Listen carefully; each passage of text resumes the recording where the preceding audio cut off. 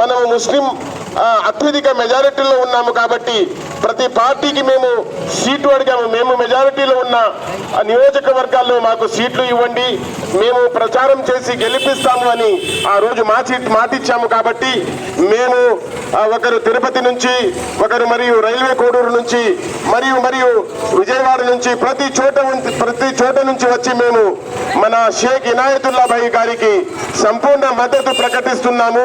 మీరు కూడా చూడండి, ఇక్కడ ఉన్న నియోజకవర్గంలో ఇంచుమించు 70-80 వేల ఓట్లు ముస్లిం ఓట్లు ఉన్నాయి, మీరు 95,000 ఓట్లు ఉన్నాయి.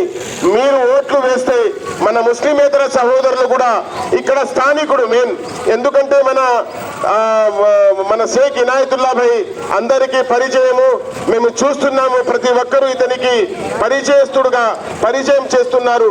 అందుకు చూడండి, మేము ముఖ్య ఉద్దేశంతో చెప్తున్నాము, ఎందుకంటే అందరికీ ఛాన్స్ ఇస్తున్నారు. ఒక ఛాన్స్ మన షేక్ ఇనాయతుల్లా భాయ్ గారికి కూడా మీరు ఇస్తారని ఆశిస్తున్నాము. కాబట్టి చూడండి, ఈరోజు మేము 400 కిలోమీటర్లు ప్రయాణం చేసి ఒక వ్యక్తికి మేము ప్రచారంలో పాల్గొంటున్నాము అంటే మీరు కూడా ఆలోచించి ఒక ఛాన్స్ షేక్ ఇనాయతుల్లా భాయ్కు ఇచ్చి చట్టసభల్లో పంపించి మీకు ఏం కావాలో మీరు షేక్ ఇనాయతుల్లా భాయ్తో మీరు కోరుకుంటారని, ఆయనతో పని చేపించుకుంటారని ఆశిస్తున్నాము.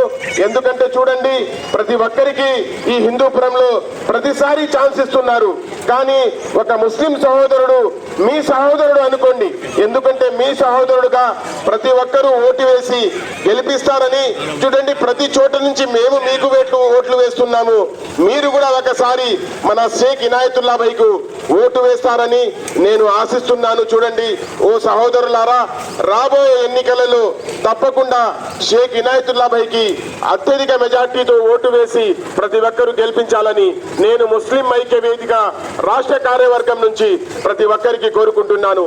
అస్సలాము అలైకుం వరహమతుల్లాహి వబరకాతుహు.